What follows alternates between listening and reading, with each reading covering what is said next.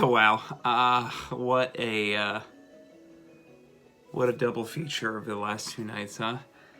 Last night, Rocky Horror Picture Show. Tonight, Little Women. Particularly the 2019 adaptation, adapted and directed by Greta Gerwig. What do I love about this movie? Other than everything. I love that Amy and Meg go with Joe in the carriage at the end. That it's this sisterly thing that they do together. I love that we see Plumfield Academy and that they're all doing their own thing. Like Laurie's teaching fencing, Amy's teaching painting, Bear's teaching music, Meg is teaching acting. They all have their skill that they can teach to young boys and girls. I love the way it's shot, the way that the past was shot in warm color and the present was shot in cooler color to show you both the difference in time, to keep it simple to understand at the time period, but also to show that the cool tone, to show that things weren't ever going to be the same again. Things, you grow up and things are different, and things are harder when you're an adult, and I think it's very interesting that the last scene that's shot in this warm, rich color was Meg's wedding, because that's the kind of the signal break in their lives and Joe's life, right? But in all of their lives. And it's not until later on in the movie when we're at, like, for instance, when we're at Plumfield, when that warm richness comes back again. Because in some way, they are whole again, even though Beth isn't there. And they won't be whole again completely ever. Speaking of Beth, I love that Chris Cooper can't enter the house knowing that Beth isn't there, and he meets Joe outside, and he says that to her, and Joe escorts him in. I love, speaking of Chris Cooper, who plays Mr. Lawrence, I love him.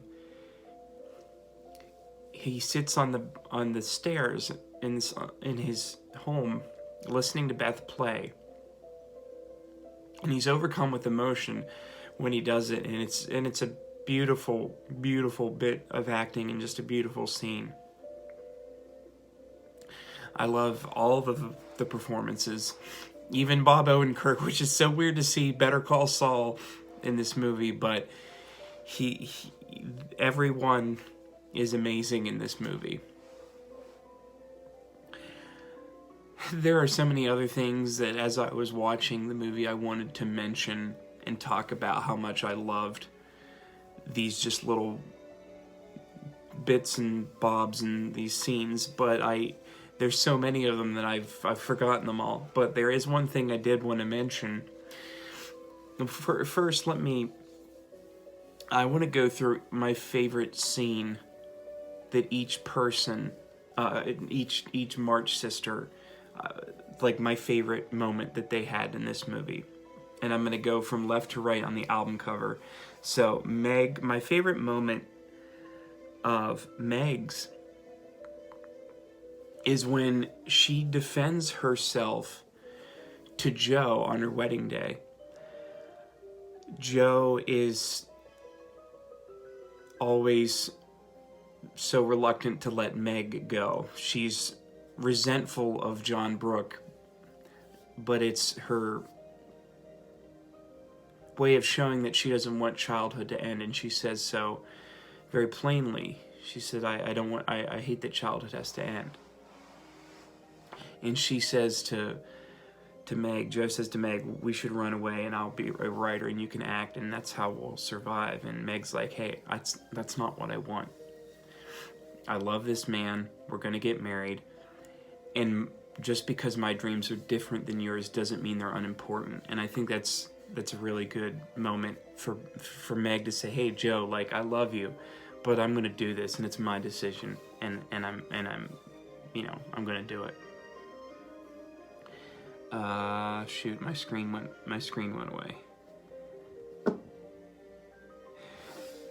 My favorite Amy moment is her reaction to Laurie's first kind of confession of love. You could argue whether or not Laurie truly loved Amy in that moment. Oh no, what's my favorite Amy moment? It's a tie between that. They're both her interacting with Laurie as adults, I think in Paris. The first one is when she tells him she's deciding to give up. And he said, "Okay, well, for your last portrait, paint me." And there's this great back and forth between them about, you know, love and marriage and the economic prospect of both and all this stuff. And it's so good. And they both act it so well. And she's so good. She's so good in that scene. And then her reaction to Laurie's, like I said, quote unquote confession of love that first time. And she says, "I've been second to Joe my whole life in everything. And I won't be the one you settle for just because you can't have Joe. Not when I've spent my whole life loving you." And Florence Pugh acts that so well. I think I've mentioned before her kind of sad frown, her disappointed frown. And she breaks that frown out a lot during this movie when things aren't necessarily going her way or some unexpected negativity comes up. I'm gonna go well over 10, 15. I don't know what the I'm gonna try to keep it under 15 because I think that's the limit on Instagram uploads on mobile. But my favorite Joe moment. I mean, my favorite Joe moment. I think I'm gonna talk about her and Laurie. Her rejection of Laurie later because I'm going to talk about my favorite Timothée Chalamet moment. But it really could be that because they both perform that so incredibly well. But because I'm going to talk about it with Timothée Chalamet, I'm going to talk about what I think is, and this will, so let me talk about Beth first because this will lead into something else. My favorite Beth moment is when mostly Beth in this entire movie is a little bit more, what's the word? I don't want to say forceful because that sounds negative, but she's kind of calls out her sisters sometimes. She knows she's a little bit more, she has a little bit more agency, I will say, I think, than perhaps she has had in other adaptations or even in the novel itself. She straight up excuse me, on the beach there, she straight up tells Joe, she's like, "Hey, I'm sick. You better do what I say. Write me a freaking story." I just love that. I think that Beth is a little bit more sure of herself than she's often allowed to be in different tellings of this story.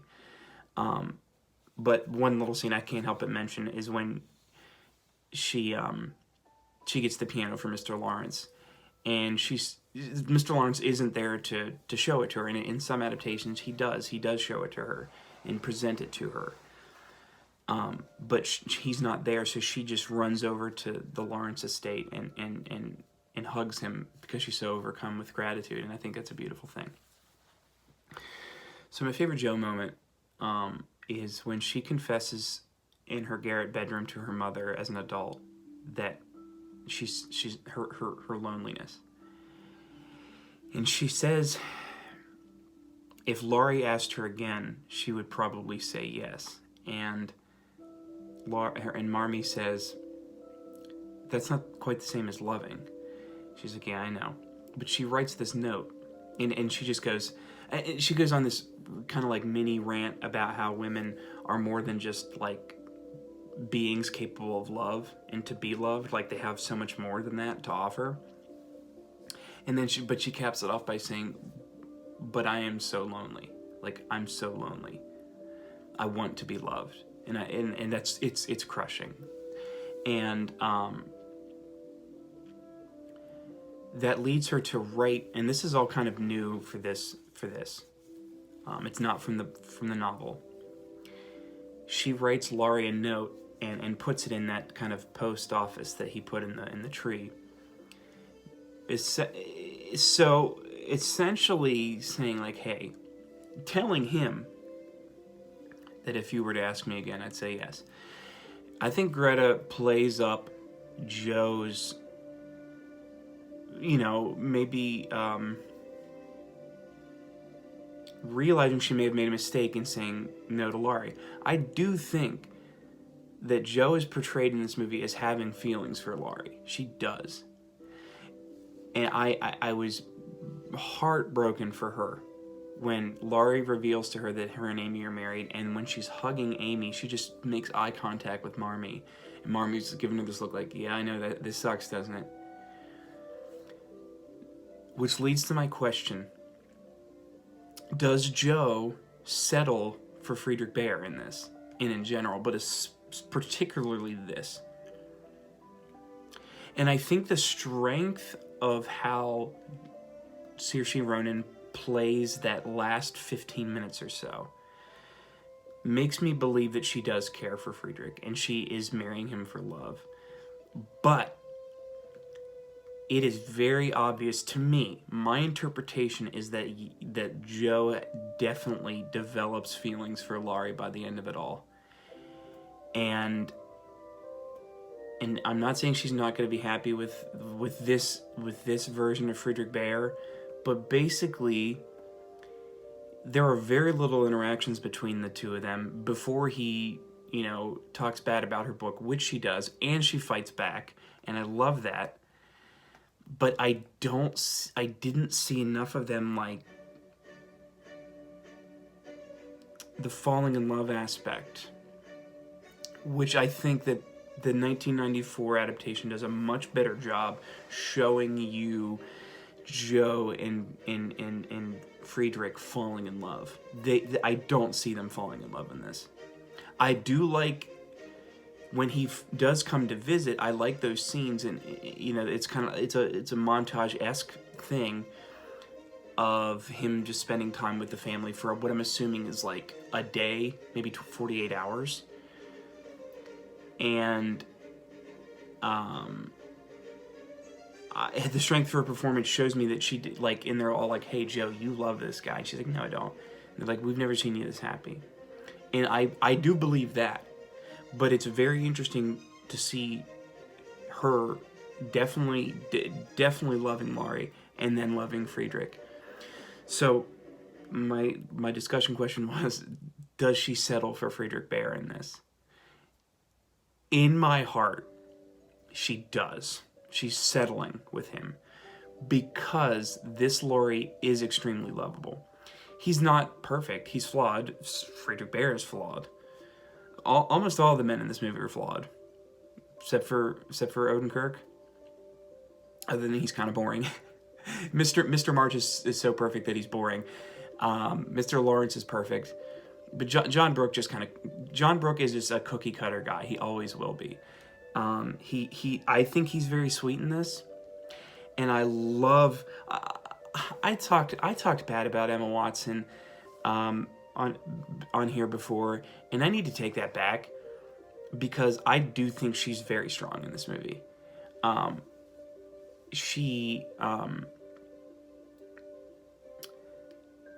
What I liked so much that I didn't notice maybe the first time around, because this is the second time I saw it.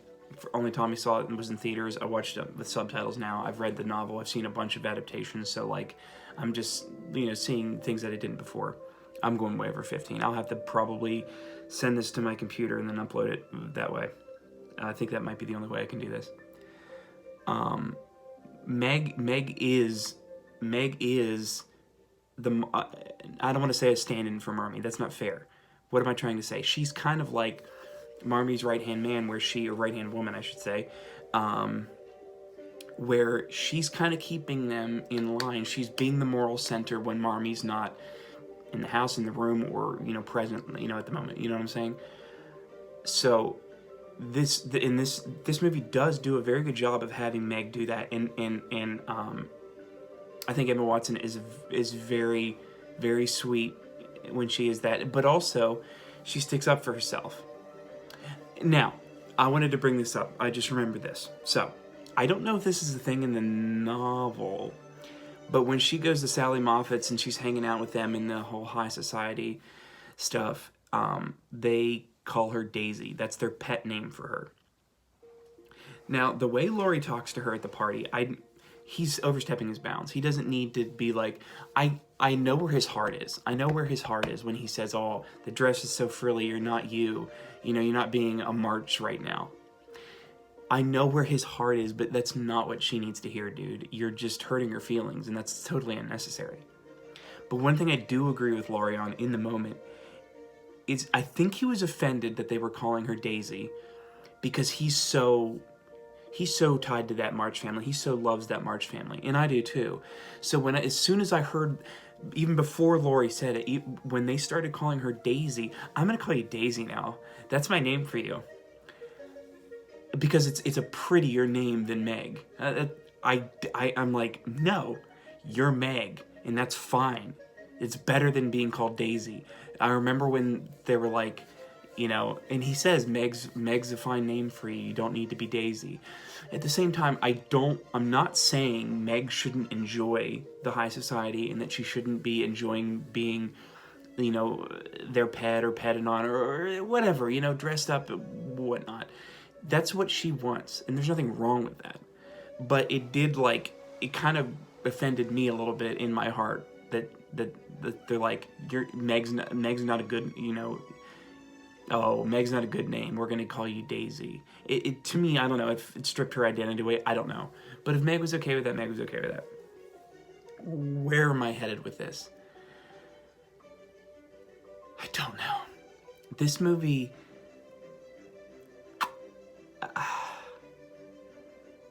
this story, this movie, everything about this world that was created by Alcott, it's one of the greatest stories ever told. It's one, I can't get over it. So, just remembered I wanted to talk about my favorite Laurie moment. Aside from literally everything he does, I love Timothée Chalamet in this movie. He is so stupidly charming. Just little things he does. When him and Amy are talking in the studio, and he said, she's like, oh, marriage is, you can't sit there and tell me marriage isn't an economic proposition, because it is. And he goes, well, I suppose that's where Fred Vaughn comes in. And she goes, don't make fun. He's like, I just said his name. It's just the comedic timing, and it's very subtle, like the comedy, and there's some like outright hilarious moments in this movie, like when Amy gets her like foot stuck in the mold. She wants to make a mold of her foot for Laurie. Somebody throws like a pillow in Meg's face at one point that I thought that I laughed out loud at. But then there's the subtle moments where she's like, don't make fun. He's like, I just said his name. And then later on, when he's kind of confessing, excuse me, his love, and this isn't funny, but it's a really good just little moment where she says, you're being mean. He goes, what? How am I being mean? Because he doesn't get that she's pined for him for so long. He doesn't get that she's just seeing him making her the second choice. And later on, you know, months later, half a year later, however, whatever the timeline is, he'll realize she'll change and he'll change, in head and heart, knowing that, yes, we are meant to be together. I am perfectly, listen, because it's always been the thing, I guess. I don't know. I've only started experiencing Little Women in the last 6 months, but I think it's always been a thing. It's like, did you want Joe and Laurie together, or are you okay with Laurie and Amy? I am okay with Laurie and Amy, especially in this one, because of how great, how amazing the chemistry that is between both Timothée Chalamet and Florence Pugh, and Chalamet and Saoirse Ronan. Both couples, romantic or otherwise, have incredible chemistry, and it's just simply because those three are wildly talented. But I'm okay with Laurie and Amy in this. But I'll be honest, heart of hearts here, I would rather Laurie and Joe also have been together. This bear is fine. I don't hate him. I still think he's a snob. I mean, a bear's always going to be a snob. He was written to be a snob, okay? And there's not enough of an apology from him, quite honestly. I love how much Joe fights back. One of the last things she says to him before she sees him again in Connecticut is, I think it's, yeah, they live in Connecticut, right? No, Massachusetts? Massachusetts? Huh. One of the last things she says is, "You're not my friend. I don't care what you think, and I don't care if I ever see you again." Something to that effect. Don't ever talk to me again. Something to this effect. She's like, really lets him have it, and good for you. Excuse me. Good for you, Joe. Because I love it when Joe fights back when Bear talks crap about her stuff, and really only Saoirse Ronan and Winona Ryder's Joes really do. Does Susan Day fight back against Shat? I forget. Point being is that I don't know what Gerwig's trying to do here, but she's making it, especially with all that stuff with the note to Laurie. I mean that Joe writes and puts in the mailbox. She made me believe in Laurie and Joe, and trust me, man, it broke my heart. Okay, all right, here we go. The Timothy Chalamet, the best Laurie moment, is him on that astonishing hillside in the fall, confessing his love for Joe. They're both perfect in this. Neither one is better than the other. But just how they play off of one another, and the heartbreak he is just oozing. And it's so funny because she's just saying all these things. You wouldn't like me this, and I wouldn't like you that. And he's just going, "I love you, Joe. I love you, Joe." And because he just can't. He can't. It's almost like he can't listen to it. He can't process it. He doesn't want to hear her say this. And she's so heartbroken because she knows he feels this way, and she can't feel it back. Oh, it's so good. I don't know how many takes it took him to get that 1 or 100, but it's perfect, and it is brutally heartbreaking, and it makes it only that much more heartbreaking later on, 7 years later, when Joe, which I believe that she would have said yes to Laurie, and they actually would have been happy together, but it's not happy. It wasn't meant to be, and it looks like she's pretty happy with Bear at the end there. Here's what I wanted to say. What I do like that Gerwig does with the ending of this film is that, yes, she professes her love for Bear, and it's really sweet. And again, I absolutely love that Amy and Meg go with to the train station. I think that is an incredible little wrinkle to add. I think it's just such a beautiful... It makes more sense. Of course her sisters would want to go with her. They wouldn't just let Joe go alone, because God forbid if he's not there, if he's already gone, she's going to have to just go home, trudge back alone, to the home. And so Amy's like, "Hey, Laurie, get the horses ready. We're going." I love that. So, and I guess my point is that they would be there to comfort her if Bear wasn't there, yada, yada, yada. Point being is that, yes, she professes her love for Bear, he to her, and it's sweet. Okay, I'm okay with it. I'm fine with it. But the true ending of that, the point of the ending is not, oh, she marries Bear. That's great. It's beautiful. Marriage is important. Love is important. But they focus more on the school and on her book being printed, because those might even be more important to her than falling in love with a man. And because it's like, yes, marriage is great. I love Friedrich. He loves me. But here's some stuff that like there's going to be a lasting legacy of this of Plumfield Academy, of my book being printed. And her face when she's handed the book, she goes through just a roller coaster of emotions on her face. She's happy, then she's almost looks like dejected. She looks sad. And then there's like one last little contented smile, and then we cut to credits, which the credits are amazing because the credits are so beautiful. They look like a book.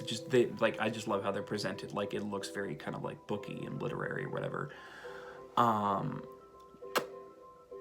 She's like just thinking back, and then so there's a quick flashback. It's that warm, rich tone, camera tone of very young girls having like a tea party and dancing around, I think. And I can't tell if there's 4 of them. I don't know if that's supposed to be the March sisters when they're very young before we ever meet them. I don't know. I think that's what that's supposed to be. But it's just like she's just thinking back over her entire life up until this point, what led her there. And she's happy, she's sad, she's wistful, it's bittersweet. It's all of these things. It's life, you know? And it's so good. It's so good that it hurts me. It does. I sat there watching the credits, and I just felt a little single tear. And I'm like, you know what, like an actual like tear. And I'm like, man, this is so good. I'm almost like annoyed, or not annoyed. I'm sad that this can't be real. I don't know. I'm sad that I can't experience this all the time. Like, I want this all the time. I want to live in that world. I want to feel that love. I want the March. I want that March love. I don't know what I'm saying. I'm loopy at this point. It's 27 minutes into this. I feel like I've been talking for 5 minutes, honestly, but I've been talking for 27. I don't know if I have much more to say. I think it's, I like, I'm glad I thought of this before I signed off. So, here's what's great. In this, Dashwood is kind of like the guy throughout the whole story. Like, he's her publisher, you know, he's her dude. Because we don't really talk to him much about the publication of Jo's like true book, like her novel, her heart's, you know, the one she put all of her heart and soul into. But in this, she sends it to Dashwood, kind of getting a feeler out there. He says no. I absolutely love that his daughters got a hold of it and read it, and they basically convinced whatever their father to accept the printing of this book so they can finish it. I think that is an incredible thing to show. I love, again, that extra added wrinkle that Greta puts in this movie of seeing the little girls be so entranced with the story that Jo wrote, which is a thinly veiled, you know, interpretation of her life, which Little Women is what Alcott wrote as a thinly veiled, you know, version of her life. So it's, you know, all this, you know, synergy and stuff.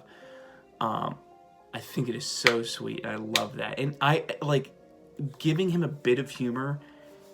Like, for instance, he writes back and says, hey, let your friend know this, that, and the other thing. Sorry for the joke. I couldn't help myself. Like, it's goofy. It's cheesy. Like, they're the talking heads of the camera every once in a while. It's a little anachronistic. I don't care. I think it's sweet, especially his little, I couldn't help myself. And, like, having that little bit of humor with him and his wife, and he's like, you never ask about my... She's like, you never ask about my mother, and she's like, I ask about your mother all the time. And she's like, well, I can't imagine why you would, and all this stuff. You know, he's a crotchety old fart. And I don't like him. But I like that he has at least a little bit of levity to him, because he is a jerk. I mean, Dashwood he's the typical, like, you know, male-dominated society, toxic masculinity, whatever you want to say, of that time. And it's a perfect depiction of that. And I don't like him. I've said that, I think, 3 or 4 times. But I do like that he has a little bit of humor to him. Is that it? I don't want to stop talking about this. I never want to stop. I want to talk about this and think about this and re-experience this and take life lessons and learn from this every day of my life. And I think that's it. I just crossed over a half an hour. That's my thoughts on Little Women 2019. Thank you, Louisa May Alcott. Thank you, Greta Gerwig.